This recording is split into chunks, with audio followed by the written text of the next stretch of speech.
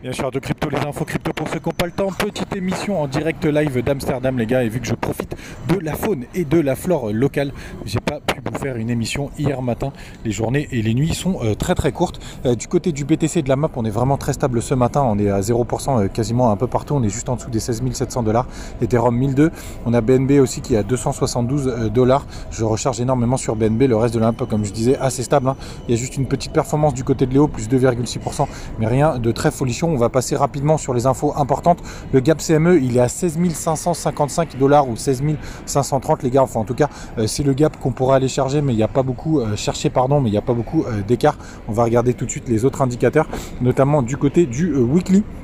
Bon, on fait une petite bougie verte, mais pareil, rien de très folichon. Quand on descend en daily, il se passe pas grand chose non plus. Vous voyez, par contre, on est en train de se compresser très très fort. Il va falloir trouver une direction, hein, les gars. Vous regardez, vous voyez aussi sur le RSI, hein, c'est complètement à plat. On est sur une zone très dure. Vous voyez là le croisement de plusieurs trendlines. On va voir ce que ça va donner par la suite du côté des open interest. Pareil, je découvre avec vous en direct live, les gars. Qu'est-ce qui se passe? Eh bien, tout simplement, on a toujours une majorité de personnes qui sont en longue. D'ailleurs, ça ouvre pas mal de longues ce matin.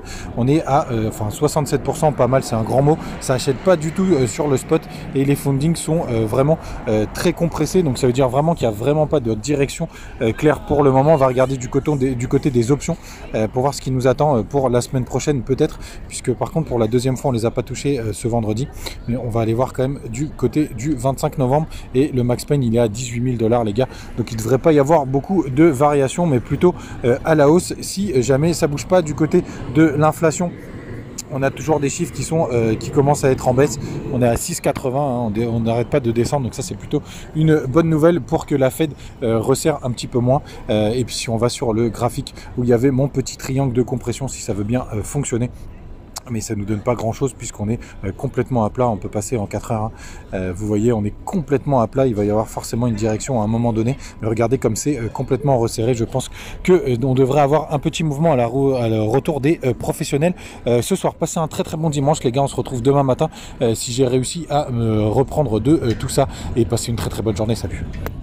Ah, et dernière petite chose pour ceux qui sont encore là, la compétition BitGet commence demain, les gars. Donc pour les derniers retardataires qui veulent y participer, n'hésitez pas à aller venir sur le Telegram pour en discuter. Pour tous ceux qui veulent le faire en équipe avec nous, l'équipe est au complet. C'est sûr qu'on va participer, ça va être un moment très sympathique. On va partager pas mal de stratégies. Donc n'hésitez pas à venir nous rejoindre sur le Telegram et à vous inscrire sur BitGet pour tous ceux qui veulent faire partie de l'aventure. Cette fois, je vous laisse et à demain.